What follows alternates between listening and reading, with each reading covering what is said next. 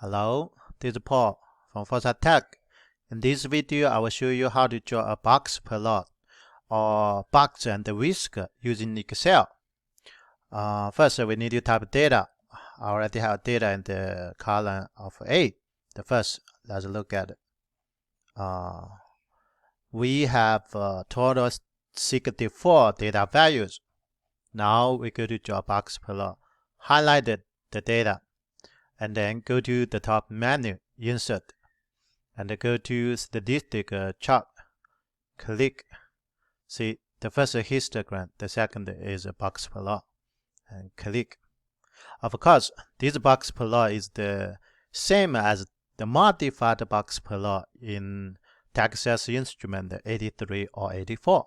Okay, because it covers the outer layer. So for example, here we see two outer layers, and this is the box. And this we see the bottom, which is the minimum Q1, the median. So here shows the average, the mean, and the Q3. And here the maximum other than these two outer layers. Okay. If you want to look at the value, you can put the cursor, the point here. You see. But the best is just to show the data label. So how to show the data label? Click the chart. Go to the top menu, Design. Okay, click Design. Go to the left at the chart element. Okay, click. We have a lot of elements. So I choose the data label. Go to the right. I will choose to put the number on the left side.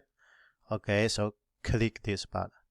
See, very good. Now I see the minimum 7, Q1, Q2, the median, the average, Q3, two outlier, okay, and the third number, the maximum, other than these two, which is the same as modified box plot in Texas Instrument 83 or 84.